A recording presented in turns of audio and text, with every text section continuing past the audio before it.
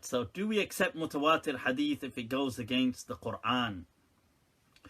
There is no such thing as Mutawatir Hadith in its true definition. I have a clip of that on YouTube where I quote Imam Shatibi and explaining these things.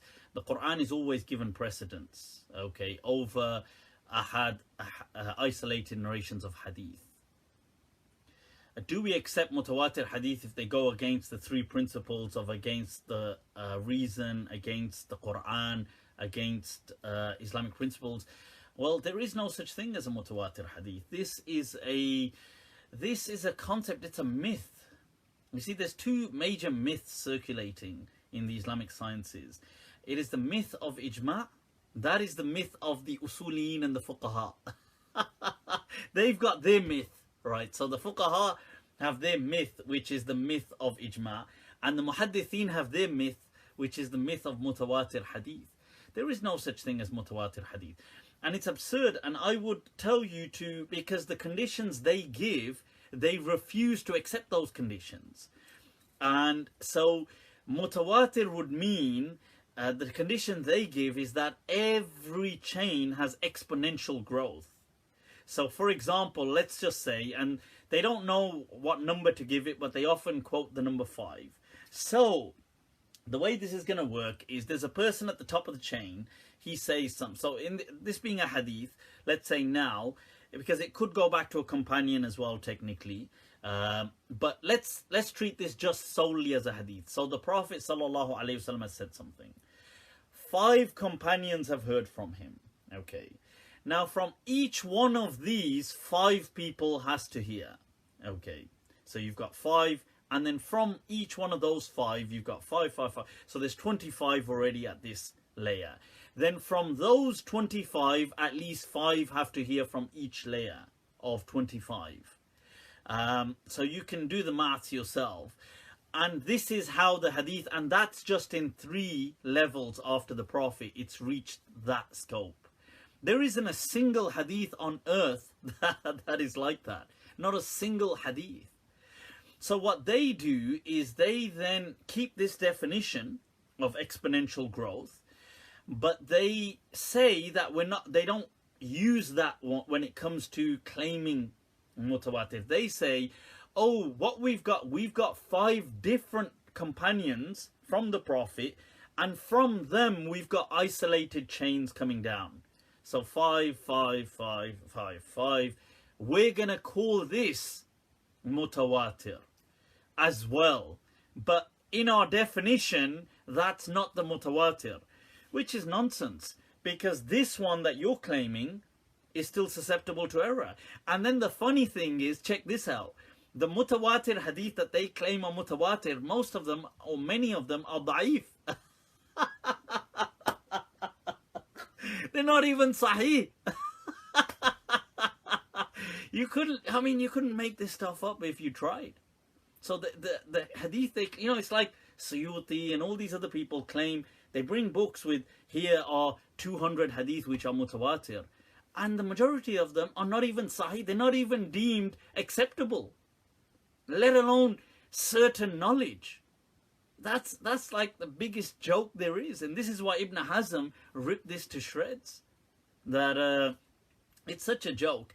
And the funny thing is that really Tawatur was nothing to do with hadith. It was a discussion of theology, that how do we come to know things to be certain.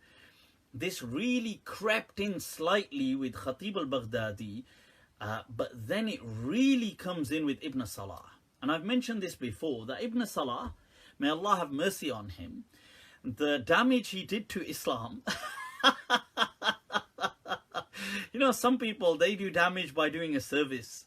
So he did a great service to hadith, but with his service, boy, he really did some damage to this ummah.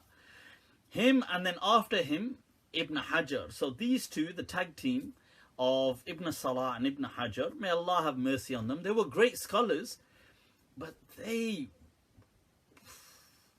put Islam in the intensive care unit because the damage they did by pushing this belief of the way everything became about you see, everything, it was like this it was like this Shafiization of the understanding of the deen.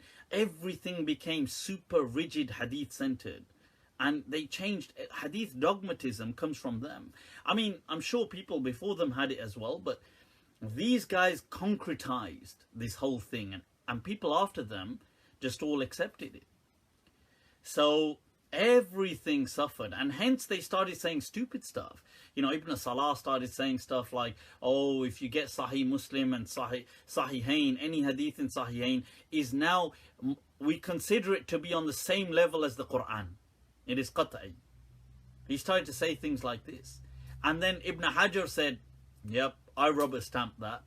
And then people, for some reason, became so intimidated, they started to say, yeah. And then in the last century, the Salafis, you know, whatever was missing, the Salafis kind of filled that. So just as this thought was kind of like decaying away, the Salafis were like, hold your horses, we got this. And they just really put the nails in the coffin.